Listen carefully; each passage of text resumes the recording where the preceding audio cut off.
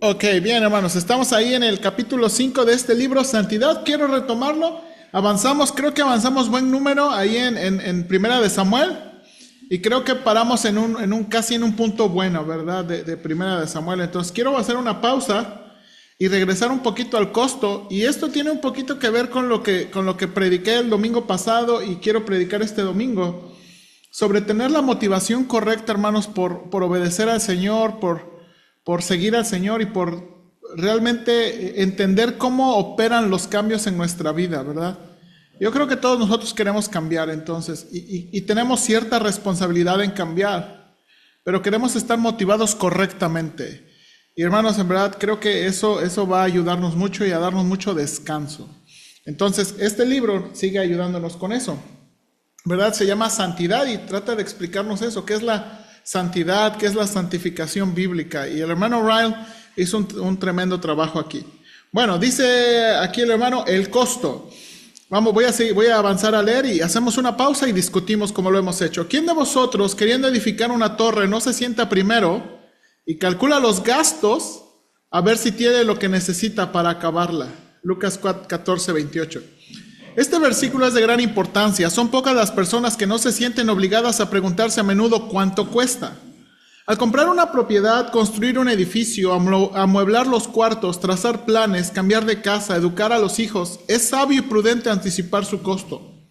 Muchos se ahorrarían gran dolor y sufrimiento si se acordaran de hacer la pregunta ¿cuánto cuesta? Y hay una cuestión donde tiene especial importancia calcular cuánto cuesta. Esa cuestión es la salvación de nuestras almas. ¿Qué cuesta ser un verdadero cristiano? ¿Qué cuesta ser realmente un hombre santo? Esta, al fin y al cabo, es la gran pregunta. No, por no darle ninguna consideración a esto, miles de personas, después de que parecen que han empezado bien, se vuelven del camino al cielo y se pierden para siempre en el infierno. Compartiré algunas palabras que pueden arrojar luz sobre el asunto. Punto número 1, mostraré en primer lugar lo que cuesta ser un verdadero cristiano. En segundo, explicaré por qué es tan importante calcular el costo. Y por último, daré algunas pautas que pueden ayudar a calcular el costo correctamente. Vivimos en tiempos extraños, los sucesos van pasando con singular rapidez.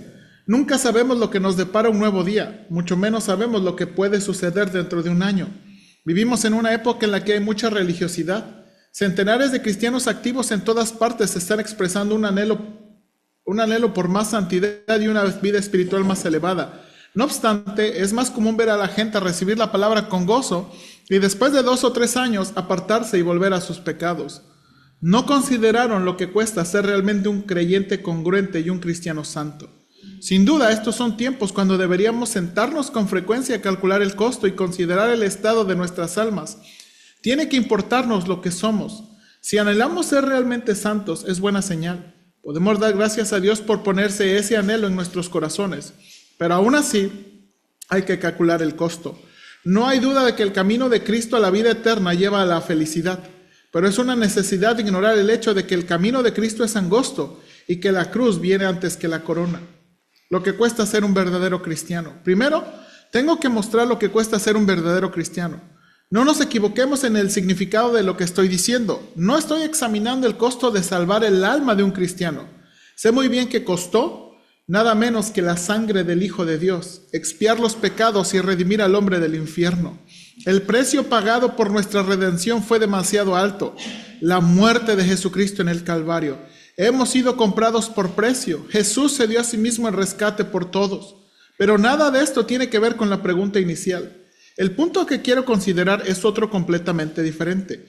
Se trata a lo que el hombre tiene que estar dispuesto a renunciar si quiere ser salvo. Es la cantidad de sacrificio que el hombre tiene que hacer si su intención es servir a Cristo. En este sentido que hago la pregunta ¿cuánto cuesta? Y creo firmemente que es una cuestión muy importante. Admito, mire, esto lo subrayé, sin problema que cuesta poco ser meramente un cristiano en lo exterior. Uno no tiene más que asistir a una iglesia 2 veces los domingos, ser tolerablemente moral durante la semana para hacer todo lo religioso que son miles de personas a su alrededor. Todo eso es barato y no requiere gran esfuerzo. No requiere nada de negarse a sí mismo ni sacrificarse. Si este es el cristianismo salvador que nos lleva al cielo cuando muramos, tenemos que cambiar a la descripción que hace la Biblia del camino de la vida y escribir: ancha es la puerta y amplio el camino que lleva al cielo. Pero de hecho, algo le cuesta al verdadero cristiano. Según las normas de la Biblia, hay enemigos que vencer, batallas que librar, sacrificios que hacer, un Egipto que dejar atrás, un desierto que cruzar, una cruz que cargar y una carrera que correr. La conversión no se trata de poner al convertido en un cómodo sillón y llevarlo sentado al cielo. Es el comienzo de una tremenda batalla en la cual cuesta mucho obtener la victoria. De allí la enorme importancia de calcular el costo. Trataré de mostrar precisa y particularmente lo que cuesta ser un verdadero cristiano. Supongamos que alguien tiene la disposición de servir a Cristo, se siente atraído por Él y tiene una inclinación a seguirle. Supongamos que alguna enfermedad, una muerte súbita o un sermón ha conmovido su conciencia, haciéndole sentir el valor de su alma y el deseo de ser un verdadero cristiano. Sin lugar a dudas, hay múltiples motivos que animarán a ese alguien a ser un verdadero cristiano. Sus pecados pueden ser gratuitamente perdonados, sin importar cuántos sean o lo grande que sean. Su corazón puede haber cambiado completamente, no importa lo frío y duro que era. Cristo y el Espíritu Santo, la misericordia y la gracia de Dios están listos para recibirlo. Pero aún así debería calcular el costo. Veamos detalladamente una por una las cosas que le costarán. Para empezar, le costará su pretendida superioridad moral. Tiene que despojarse de todo orgullo y soberbia y de creerse bueno. Tiene que contentarse con ir al cielo como un pobre pecador salvo por gracia, dándole el mérito y la justicia a otro.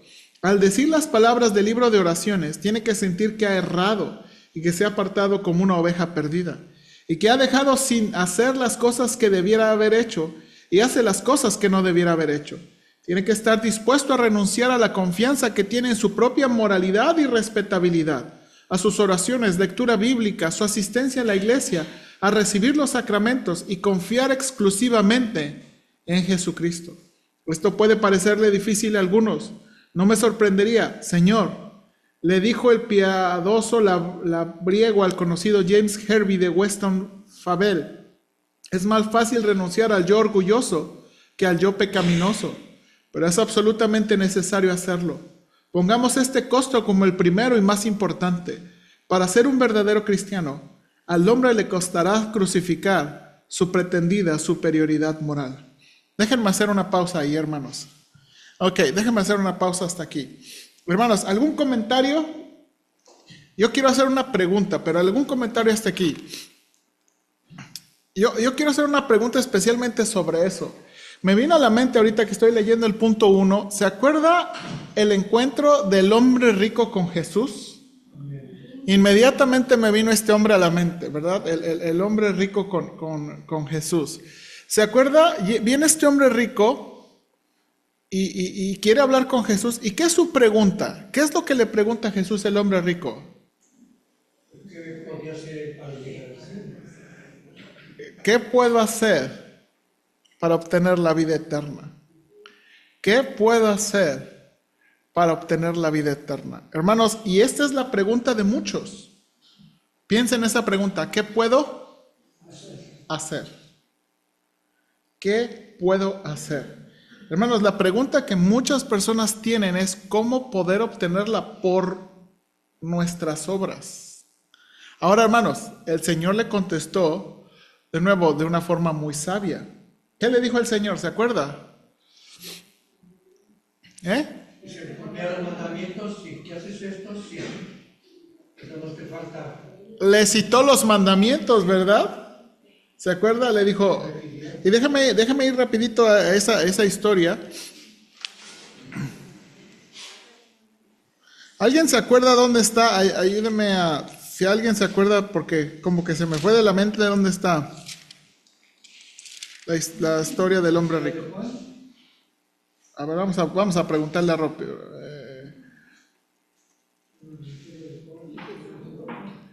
Vamos a preguntarle. Ok, está en Marcos 10. Ya casi llegamos en nuestro estudio.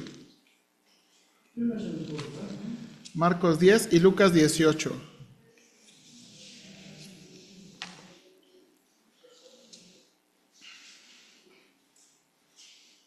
Ok.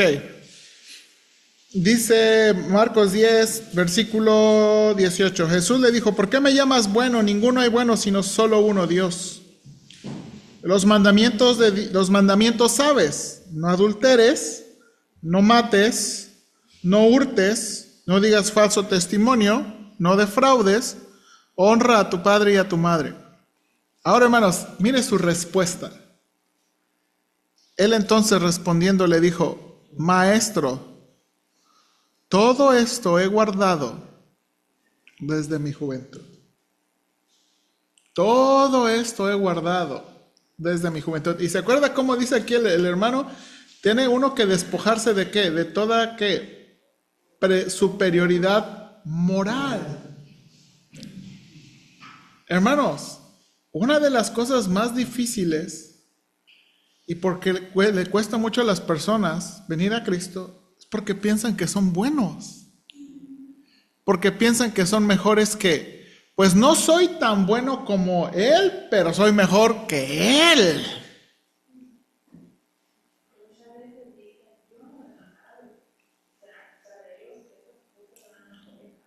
Ahora, hermanos, pensando en el contexto de Cristo en el Evangelio, pensando cuando dice, no adulteres, no. Él va a decir, soy soltero. ¿Pero se acuerda lo que le dijo a los fariseos? ¿Pero te has echado un taquito de ojo? No mates. Ay, matar, no, hombre. El Señor le dijo, ¿no has odiado? ¿No te has enojado? No hurtes. Ay, ¿robar? Bueno, ¿le has pagado a tus empleados a tiempo? No digas falso testimonio. No defraudes. Honra a tu padre y a tu madre. Hermanos, este hombre se creía muy justo. ¿Sí o no? Sí. Hermanos, si uno piensa hermanos, si el Señor nos hubiera a nosotros confrontado con esta pregunta, no hubiera dicho, ¿de veras, Josué, has guardado todo esto?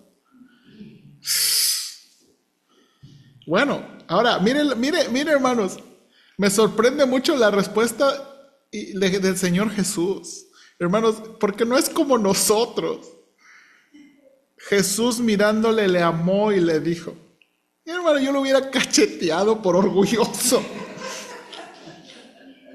Le amó y le dijo, una cosa te falta, anda, vende todo lo que tienes y dalo a los pobres y tendrás tesoro en el cielo. Y ven, sígueme tomando tu cruz. Pero él, afligido por estas palabras, se fue triste, porque tenía muchas posesiones. Y esto reveló realmente su corazón. ¿Dónde realmente estaba su corazón? Pero el Señor lo amó. El Señor lo amó. Entonces, hermanos, creo que eso es cierto lo que está diciendo aquí. O sea, la gente tiene que dejar eso. Y ahorita quiero leer esto y hablar sobre ese punto del arrepentimiento y la fe. Pero, de nuevo, la superioridad moral. Note aquí, segundo lugar, le costará al hombre sus pecados.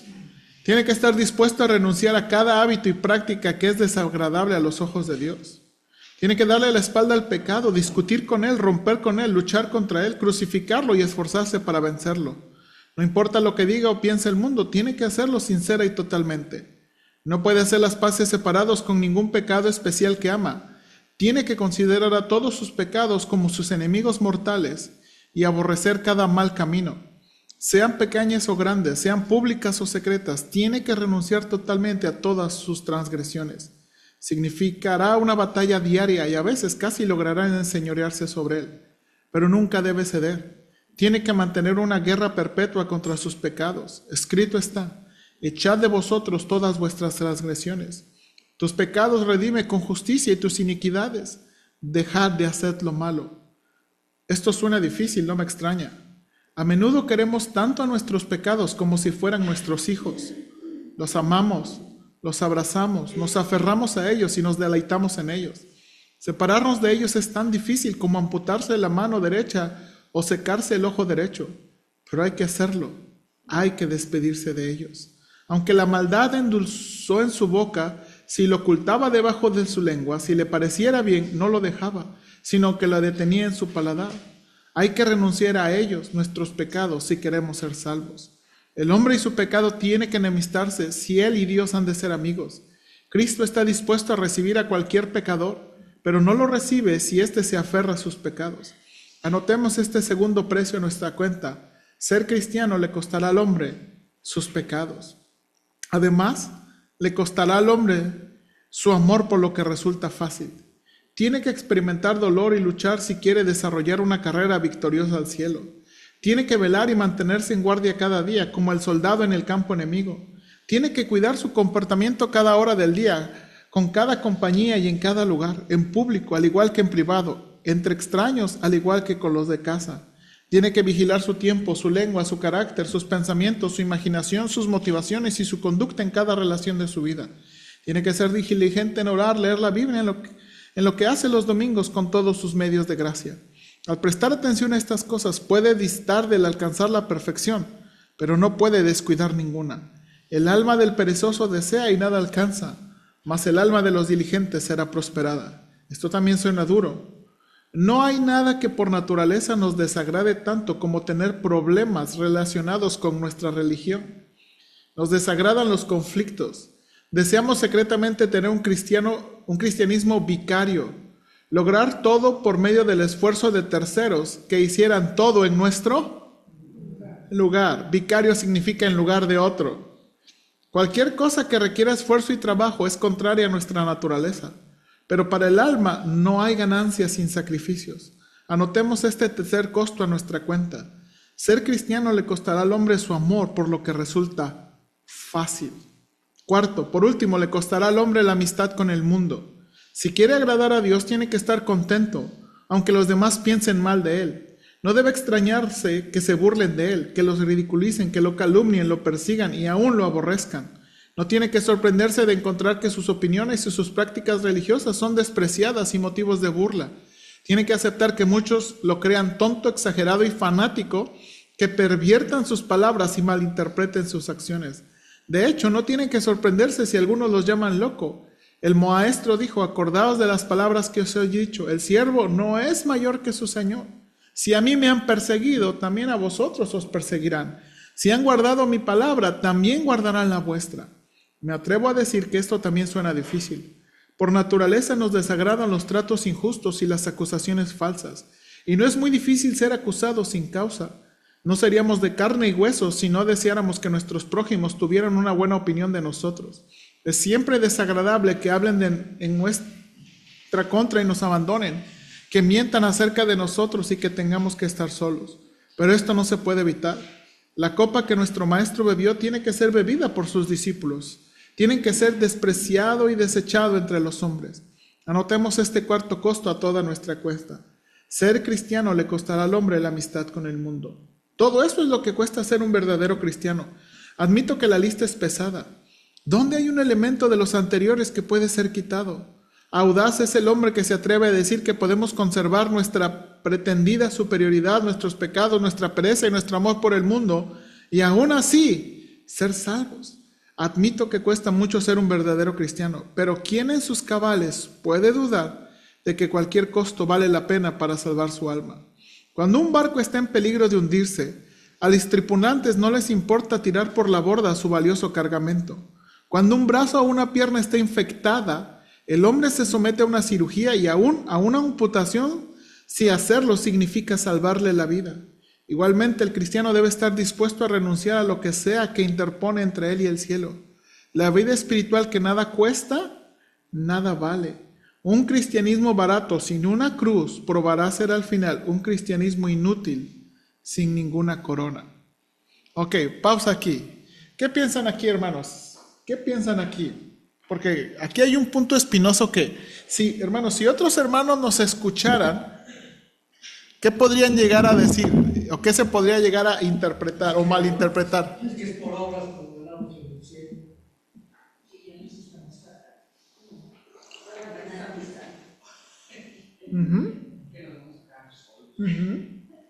Exactamente.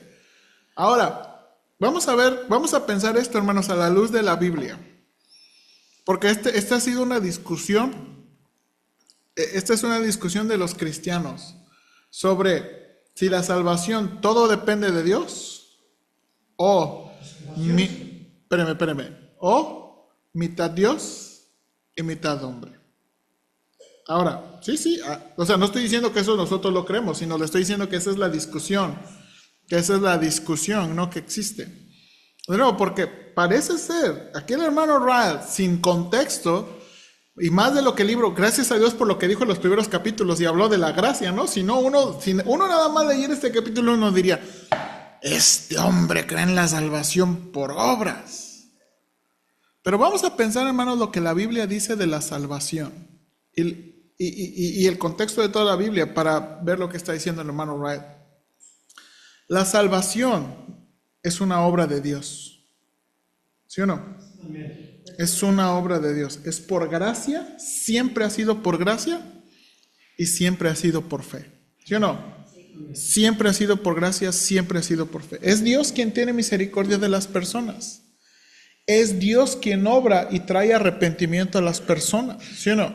Eso es una obra de Dios. Ahora, hermanos, es respuesta. Y aquí hay que tener cuidado en la manera en cómo lo decimos. Creo que el hombre responde a esa obra de Dios. ¿Ok? Respondemos. No tanto que ganamos o participamos, porque, hermanos, realmente, ¿qué hacemos para nuestra salvación?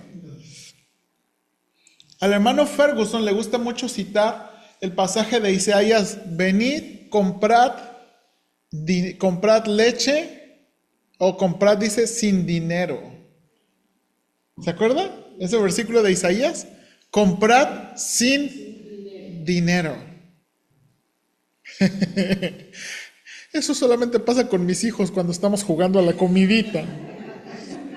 ¿Sí o no? Comprad sin dinero. El que tenga hambre coma, el que tenga sed beba. Esa es la invitación del Señor. Hermanos, de nuevo, creo que en lugar de, no sé, y aquí Dios obra, pero nosotros respondemos. Y creo, hermanos, que Dios a nadie engaña, porque la presentación del Evangelio tiene esa moneda de doble cara. ¿Se acuerda? El Señor Jesucristo fue muy derecho. ¿Se acuerda qué predicaba el Evangelio? Marcos dice: arrepentíos y creed en el Evangelio. La fe, hermanos, la fe va ligada del arrepentimiento, y el arrepentimiento van ligados de la fe. Son dos lados de la misma moneda.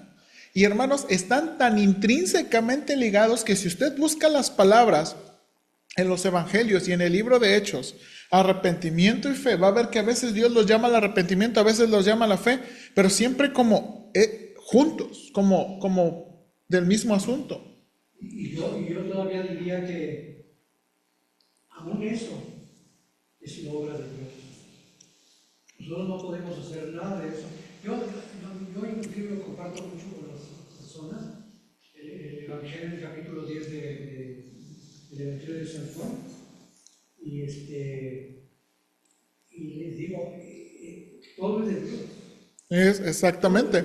Yo lo creo, hermano, yo lo creo. Eso que nosotros creamos y entendamos la obra de Cristo en la cruz, viene de Dios. Ahora, y precisamente, por eso quiero aclarar esto, porque de nuevo, no quiero poner en sus mentes, y tampoco creo que no voy a defender al hermano Ryle si en su mente y en su corazón, creo que no, por los capítulos que dijo, pero como dijo el hermano Ortega, o sea, la salvación, aún la convicción de pecado, y esa obra es de Dios, pero nosotros respondemos.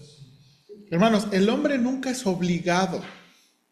Y aún es un decir que respondemos, porque aún es esa cuestión de que uno lo entienda. Sí, que recibe uno la pero pero respondemos. Sí. Ahora, aquí viene la cosa, hermanos, y es donde misteriosamente, porque yo, hermanos, no tengo la capacidad, no creo que la Biblia tiene todos los detalles para explicar, pero el hombre responde a la salvación, el hombre tiene que arrepentirse, sí, y el hombre tiene que creer. El hombre tiene que arrepentirse y tiene que creer. Y, hermanos, mi maestro lo decía. A ver, ¿cómo puedes decir que el hombre participa o responde en la salvación? Porque así están los verbos escritos. Dios no es el que se arrepiente. ¿Sí o no? Dios no es el que cree. Según la Biblia, ¿quién es el sujeto de esos verbos? Nosotros. Hermana Patti. Pero la palabra de Dios dice que Dios da el querer como el hacer. Si Él no nos pone en nuestro corazón el realmente arrepentirnos, pues no nos vamos a... Así es. Yo conozco mucha gente que recibe a Cristo, es cristiana, y a lo que quieran, pero hay cosas que sobre el pecado dicen, no, bueno, pues se supone que es por gracia. Ahora, Y, sí. y con eso se escudan de que no han podido Sí. dejar algún pecado. Y es lo que dice, y precisamente para eso fue escrito ese libro, y precisamente está escrito ese libro. Ahora, hermanos, la Biblia dice que la fe es un don de Dios, ¿verdad? Que viene de Dios y viene como respuesta, ¿verdad? A leer la palabra de Dios por la obra del Espíritu Santo. Pero al final, o sea, lo que quiero decir es, nos toca, y de nuevo, la palabra que creo es responder. Porque uno lo puede entender y desecharlo.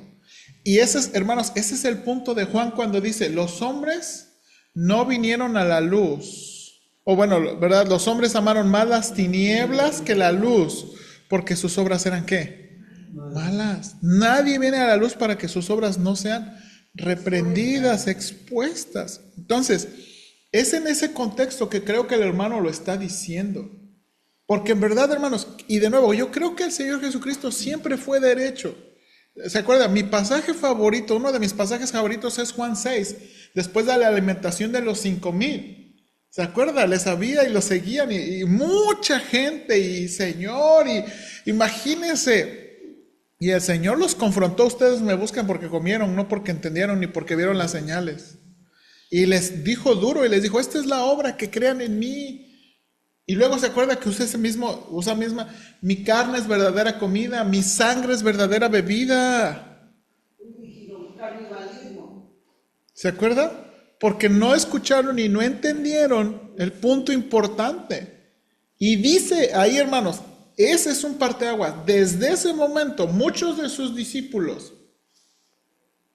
lo dejaron. De nuevo, porque, hermanos, creo que el Señor siempre fue derecho en decirle a las personas y decirle, si alguno quiere venir en pos de mí, tome su cruz y sígame. Entonces, creo de nuevo que, hermanos, el Señor siempre es derecho en hablar lo que significa ser un discípulo de Jesús. Yo, por ejemplo, ese toma tu cruz y sigue, no me podría aplicar a esto que ¿Sí? acaba de decir. Exactamente, por eso está diciendo, hermanos, ¿por qué? Porque las buenas nuevas de salvación es que Jesús ha muerto por nuestros pecados y nos ha dado salvación. Entonces, por eso dice, no podemos pensar, bueno, es que sí quiero el cielo, sí quiero, ¿verdad? Pero no quiero dejar mis pecados, me los voy a llevar. No se puede, no se puede. Ahora, hermanos, algo también que necesitamos entender, y me gusta mucho cómo lo dice el hermano Ferguson en su libro. El arrepentimiento es una obra de Dios, pero es continua, porque pensamos que es muy puntual, como me arrepentí de mis pecados, di una media vuelta y ya, y como que ya no más los recuerdo, pero realmente comienza ahí.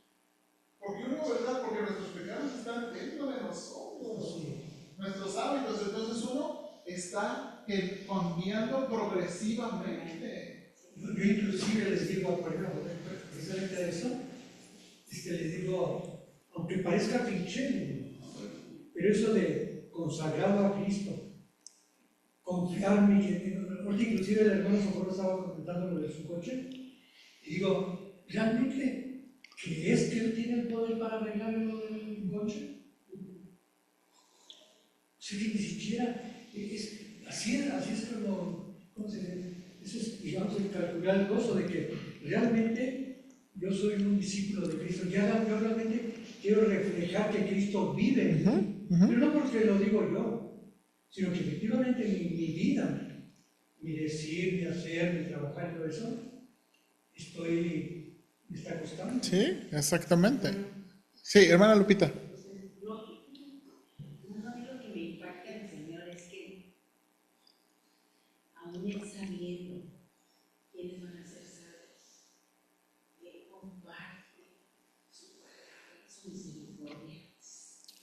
Eso me impacta. Hermana, o sea, es asombroso. Sí. Y de nuevo, hermanos, hay algunas cosas que no sabemos. Y algo creo que ni el Señor nos los va a decir, pero su misericordia es abundante. Y algo que, por hermanos, que a mí me convence mucho en el libro de Apocalipsis es, la gente no va a ir al infierno por ignorante, sino por falta de arrepentimiento. O sea, a mí el libro de Apocalipsis me convenció, hermanos, que Dios puede hacer tantas cosas y obrar de tanta manera, y la gente no quiere. Eso es. Y la gente no quiere, entonces, bueno, hermana Pati, y luego continuamos. Sí. Miren, por Dios te digo de alguien, no se quieren llevar sus pecados, ¿no? Ajá. Pero la realidad, si usted realmente se puede realizar, ni eso nos vamos a llevar. O sea, no vamos a llevarnos allá ahí, en el momento de morir, ya nada de pecado ni nada, porque ya el alma y el espíritu ya no, ni allá se va a ocurrir, ni allá, o sea, para nada. Ajá.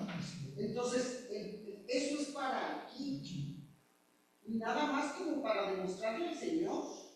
Sí. Ahora, Porque al llegar allá, en cuanto nos muramos, pues si le demostraste, entonces él dirá, ok, vamos a los galardones y a esto y a lo otro. sí. Pero fuera de eso, Sí, y ahora lo que quiero decir es, la salvación es segura. Lo que quería decir, hermana Patti, es que algunos quieren ser discípulos de Jesús cargando eso. O sea, sí quiero eso, pero quiero también llevar esto, y eso no es incompatible. sí quiero vivir con eso. Exactamente, y ser un discípulo de Jesús. Ajá.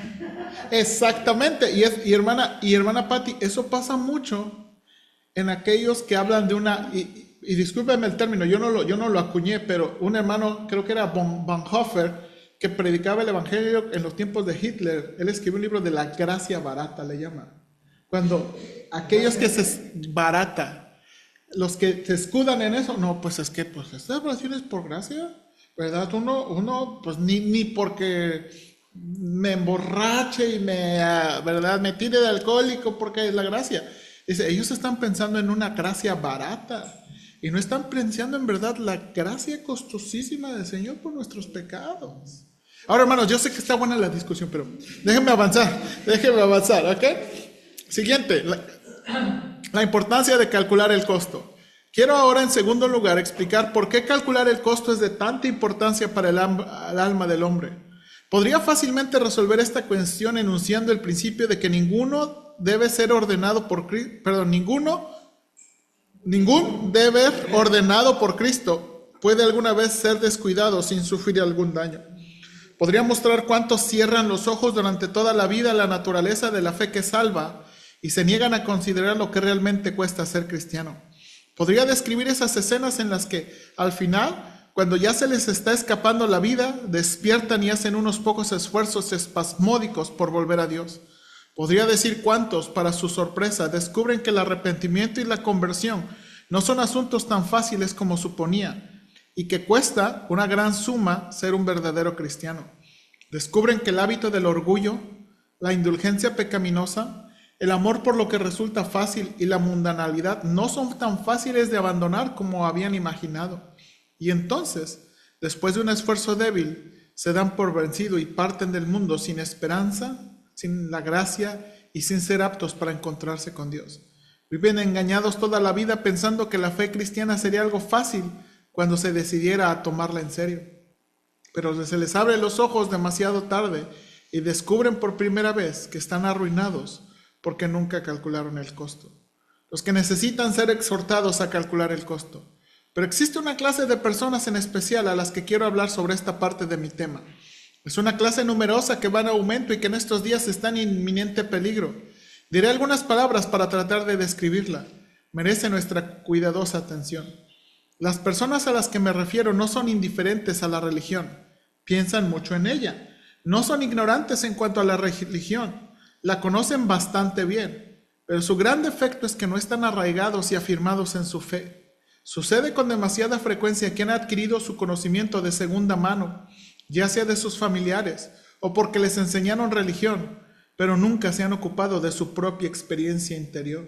Sucede con demasiada frecuencia que han hecho una profesión de fe presionados por las circunstancias, por la emoción de sus sentimientos, por un entusiasmo animal o por un deseo fortuito de hacer lo mismo que hacen los demás, sin que haya una obra fehaciente de la gracia en sus corazones.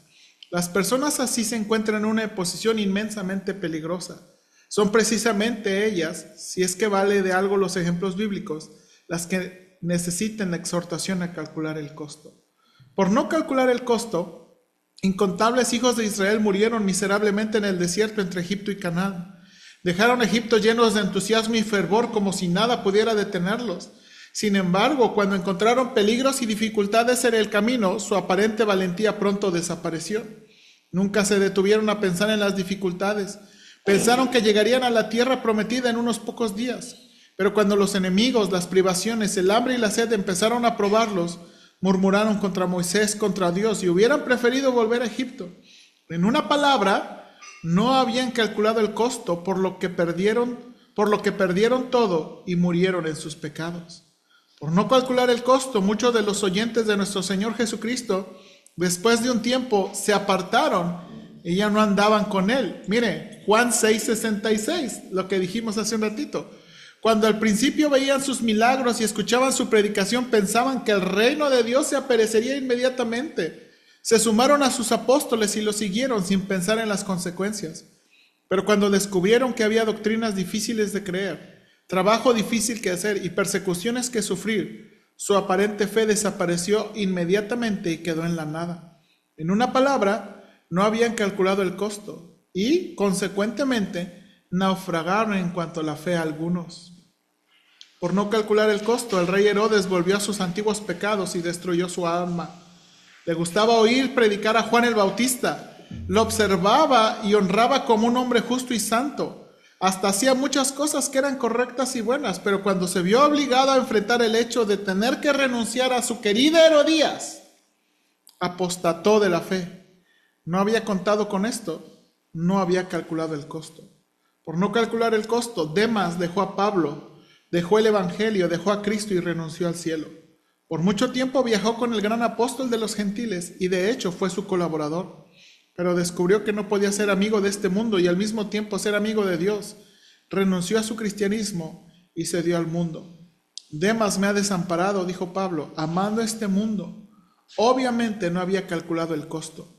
Por no calcular el costo, los que escuchan a poderosos predicadores evangélicos a menos sufren un final desventurado. Se conmueven y emocionan tanto que profesan lo que realmente no experimentan.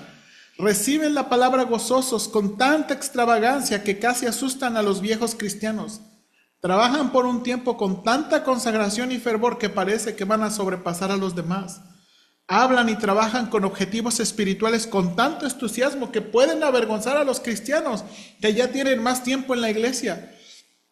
Pero cuando la novedad y la frescura de sus sentimientos ha pasado, cambian totalmente. Dan prueba de haber sido terrenos pedregosos. Son exactamente los que describe el gran maestro en la parábola del sembrador. Al venir la aflicción y la persecución por causa de la palabra, luego tropieza. Poco a poco su efímera consagración se esfuma y su amor se enfría. Tarde o temprano los asientos que ocupan en los cultos están vacíos y ni siquiera son mencionados entre los cristianos. ¿Por qué? Porque nunca calcularon el costo. Por no calcular el costo, centenares de personas que han hecho profesión de fe como fruto de avivamientos religiosos vuelven al mundo después de un tiempo y hacen quedar mal a la fe cristiana. Voy a hacer una pausa aquí. Hermanos, ¿pensaron? No sé, yo sí soy muy mal pensada, pero yo pensé en unos cuantos. Y especialmente, hermanos, pensé en algunas iglesias modernas de hoy en día. ¿Algún comentario, hermanos, sobre esto? ¿Algún comentario? ¿Por qué, hermanos? ¿Por qué, de nuevo? ¿Por qué pensé en las iglesias modernas de este día? Ahí voy, hermano Ortega. Porque, hermanos, hoy en día se está vendiendo un servicio que trata de mover el corazón, que trata de nuevo y que trata de buscar algo pronto, en lugar de buscar algo más permanente, interior y que dure. Y yo sé, hermanos, yo siento, hermanos, no sé usted, yo siento y me estoy dando ahora cuenta que vivo en una ciudad de Hermosillo donde hay un montón de iglesias. A lo mejor no como Monterrey, pero hay muchas iglesias. Y hay muchas iglesias muy grandes, ¿sí o no? Pero que creo que están, de nuevo, creo, por lo que ellos mismos anuncian, están vendiendo algo que el hermano está diciendo. Hermano Ortega. Yo lo que veo ahora, Carmen, bueno, y creo yo que es lo que más me mueve, es que quieren hacer su Dios. Yo voy a adorar a Dios como yo pienso. Yo voy a seguir a Dios como yo creo. Yo voy a amar al prójimo como yo pienso. Primero debo amarme a mí para poder amar al prójimo. Quizás una serie de cosas que solamente es la persona la que está resolviendo todo el asunto. Yo digo, ¿en qué instante le damos el crédito a Dios? ¿En qué momento realmente decimos, ese es el Dios que nosotros adoramos? Estábamos leyendo el otro día lo del hijo pródigo, ¿no? Digo, ese es el Dios que adoramos. Ese es el Dios que adoramos. Un Padre que nos recibe como somos. No está calculando, no es que no. Entonces, yo creo que ese es el error de las iglesias. Lo están acomodando. Yo voy a seguir a Dios, pero como yo creo. Las escrituras les importa un cacahuate. Y sí. Y yo creo, ahorita que estaba lo de yo no había llegado a esta lectura, pero digo, realmente, yo soy mucho de que si nosotros lo hacemos el esfuerzo por nosotros mismos, nos vamos a frustrar, ¿verdad? Pero si oramos, leemos la Biblia, nos congregamos y practicamos el cristianismo, pero vamos entre comillas, eso nos va a ayudar en algo para que Dios realmente estemos en las manos de Dios. Y lo que hagamos, ¿verdad? Realmente, como está comentaba la hermana Socorro, realmente estamos en las manos de Dios. Realmente mis asuntos y mis cosas están en las manos de Dios. Sí. Sí, hermana Pati. Lo acomodan aquí su Dios. Bueno, Dios nos recibe como somos. Amén. Yo diría a pesar de lo que somos. Más bien. Nos recibe así. Pero, obviamente, si tenemos que cambiar. Y a veces me pregunto, pues si después ya no va a servir de nada de lo de aquí, o sea, Pero sí, sirve para mostrarle a Dios nuestro amor, nuestra obediencia. Ajá. Pero me cuesta trabajo expresarlo. Sí. Y mire, a ver si puedo el domingo, creo que le entiendo. A ver, hermanos, de nuevo, creo que Dios espera de nosotros un cambio y una obediencia. Pero por eso que le decía, la motivación es muy clave, porque Él quiere una obediencia dependiente. Ahí donde yo les digo, denle el crédito a Dios. Ajá. Y por ejemplo, es una obediencia dependiente, una fe sumisa, o sea, porque hermanos, y es parte de lo que quiero predicar el domingo y estoy buscando la manera, porque hermanos, Por eso nos puso el cuerpo. exactamente, ahora, ¿por qué digo esto, hermanos? Porque cuando Pablo fue acusado de rechazar la ley de Dios. Pablo fue acusado de ser un antinomiano, de este hombre no le importa nada y las cosas buenas y los cambios y está echando todo el Antiguo Testamento y todas las cosas buenas a la basura. Y Pablo no está rechazando la ley, lo que está rechazando es esa motivación de ¿qué? De buscar una salvación por ley y un agrado de Dios y el agrado de Dios por ley. Eso es lo que Pablo está rechazando, hermanos. Lo que Pablo está rechazando es el tener que estar consiguiendo la sonrisa de Dios por el esfuerzo. Hermanos, Dios hoy nos acepta por Jesús. ¿Okay? O sea, Dios no lo está midiendo, hoy no lo está midiendo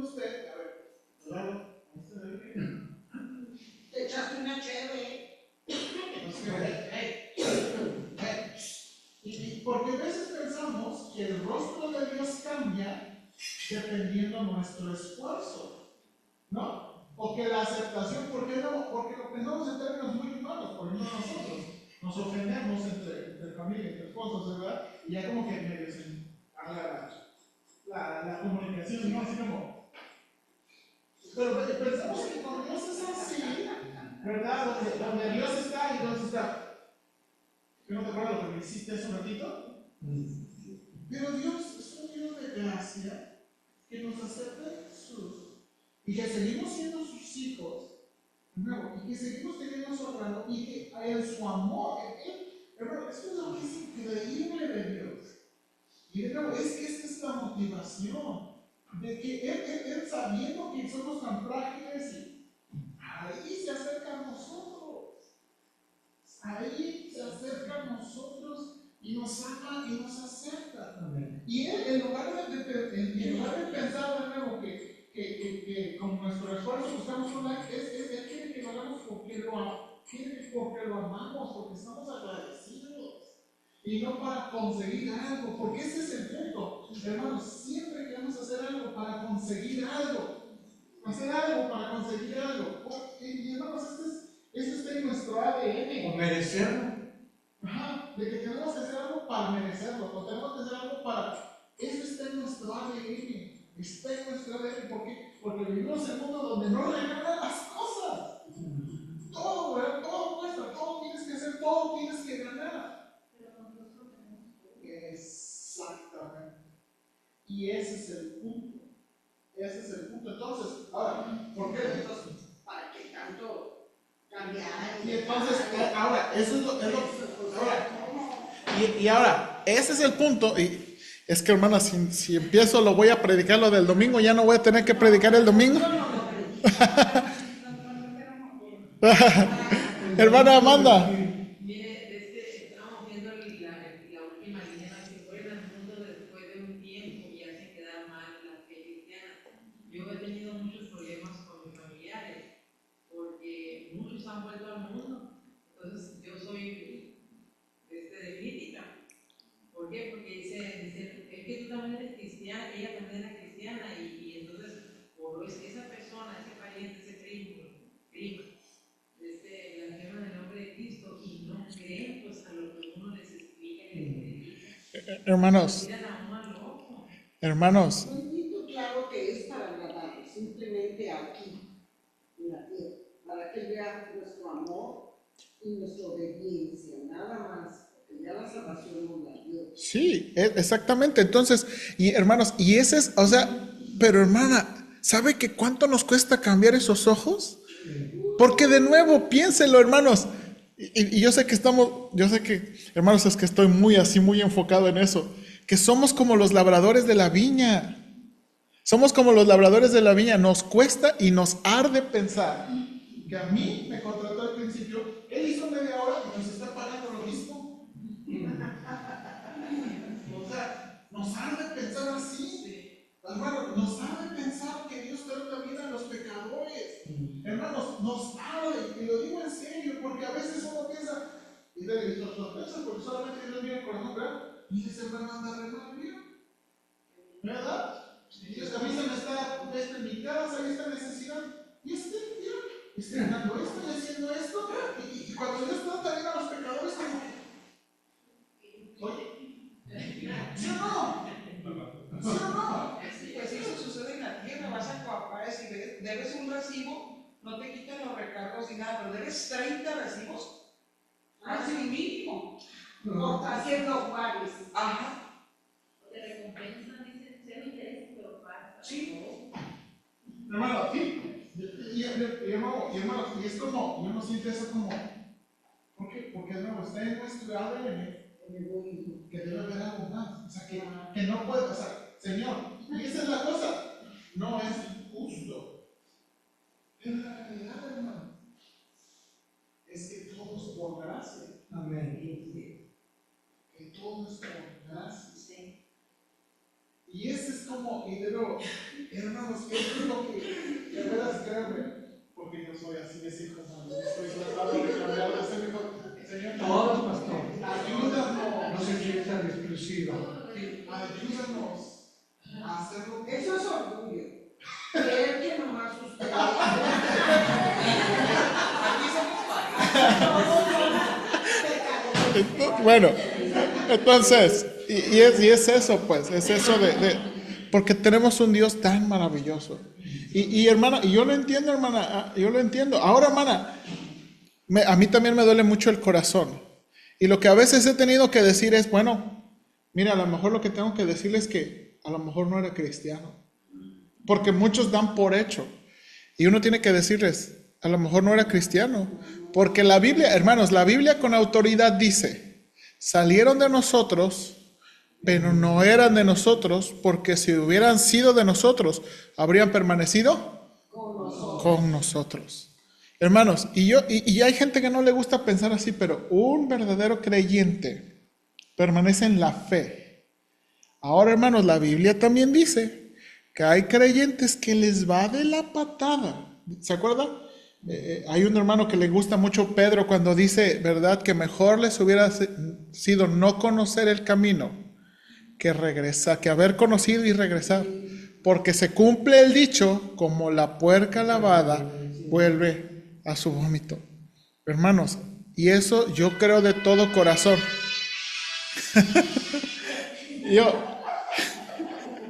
Yo creo de todo corazón. Cuando un verdadero creyente se regresa, un verdadero creyente le va muy mal. Muy mal. Y muchas veces Dios decide llevarlo a casa. Dios decide llevarlo a casa. Porque ese es el compromiso de Dios para con sus hijos. Ya. Es que le quiero poner, sí, pero no sé, a Bueno, terminamos este punto. Déjame terminar este punto. Listo, de nuevo. Déjame. Sí. Comienzan, dice, con una noción lamentablemente equivocada de lo que es verdadero cristianismo. Se imaginan que no consiste en otra cosa más que levantar la mano cuando el predicador hace la invitación a venir a Cristo y sentir profundamente gozo y paz interior. Y entonces, después de un tiempo, cuando se enteran de que existe una cruz que hay que cargar, nuestros corazones son engañosos y que hay un diablo ocupado siempre cerca de nosotros. Se enfrían disgustados y vuelven a sus pecados de antes. ¿Y por qué? Porque nunca supieron realmente de qué se trataba el verdadero cristianismo. Nunca aprendieron que tenemos que calcular el costo. Y tiene muchas citas ahí. Página 94. Por no calcular el costo, los hijos de padres cristianos a menudo terminan mal y avergüenzan al cristianismo. Familiarizados desde sus primeros años con la forma y la teoría del evangelio, enseñados desde la infancia a decir memoria los textos principales, acostumbrados a recibir enseñanzas acerca del evangelio o a enseñar a otros en la escuela dominical, se crían profesando una religión sin saber por qué y sin haber pensado seriamente en ella. Y entonces, cuando la realidad de la vida adulta empieza a presionarlos, a menudo sorprenden a todos cuando abandonan toda su fe evangélica y se pierden en el mundo. ¿Y por qué? Nunca comprendieron totalmente los sacrificios que implica ser cristiano. Nunca les enseñaron a calcular el costo. Estas son verdades serias y dolorosas, pero al fin de cuentas son verdad. Todas ayudan a mostrar la importancia inmensa del tema que estoy considerando. Todas destacan la necesidad absoluta de insistir sobre este tema todos los que anhelan santidad y de exclamar en todas las iglesias: calculen el costo. Me atrevo a decir que sería bueno que se enseñara con más frecuencia de lo que se enseña la obligación de calcular el costo de seguir a Cristo. Actuar con apuro e impaciencia es la orden del día para muchos que pretenden ser religiosos. Las conversiones instantáneas y una paz razonable e inmediata parecen ser los únicos resultados que quieren obtener del Evangelio. Comparados con estos, todo lo demás queda a la sombra. Obtenerla es, gracias, aparentemente el gran fin y objetivo de sus obras. Digo sin vacilar que este modo intrascendente y parcial de enseñar el cristianismo es extremadamente malicioso. Nadie se equivoque sobre lo que digo. Apruebo totalmente que se ofrezca a los hombres una salvación en Cristo, total, inmediata, presente y gratuita. Apruebo totalmente que se le insista al hombre sobre la posibilidad y el deber de una conversión inmediata y al instante. No cuestiono a nadie con respecto a esto. Pero lo que sí digo es que estas verdades no se deben ser presentadas sin esencia, aisladas y como únicas. Tienen que presentarse diciendo sinceramente los que están aceptando, si profesan el deseo de salir del mundo, de salir del mundo y servir a Cristo. Las personas no deben ser presionadas a sumarse a las filas de las huestes de Cristo sin haberles dicho lo que implica la guerra. En una palabra, se les debe decir sinceramente que calculen el costo. Y de nuevo, creo que es un buen capítulo. ¿Ok? Bien, hermanos, aquí vamos a terminar. ¿Algún último comentario? Antes de terminar, un último comentario. Pues que si queremos servir al Señor, no debemos cuestionar tanto. Porque tanta cosa que se me viene a la mente, como lo que les decía, bueno, y ya no vamos a tocar nada de esto, y no sé qué, lo digo a ver. Pero pues aquí es que el Señor aquí, a lo mejor nos hizo en un cuerpo todas esas unidades y todo para poder ver que tanto es nuestro amor y estamos dispuestos, precisamente porque allá no va a ser necesario nada de eso y todo va a ser amor y todo va a ser muy bonito y dirá, ¿cómo voy? O sea, aquí es donde voy a ver realmente quién. Sí, y que bueno, es que tengo parte de la respuesta. Tengo parte de la respuesta. Eso es lo que yo creo. Sí, o sea, lo que está diciendo el hermano, lo que está diciendo la hermana. Perdón que te diga, muchas veces, ¿cómo te diré?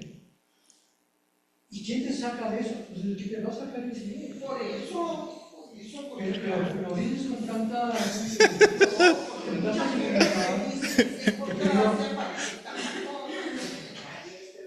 Ahora, y también, y hermana, y de nuevo, eso es lo que queremos.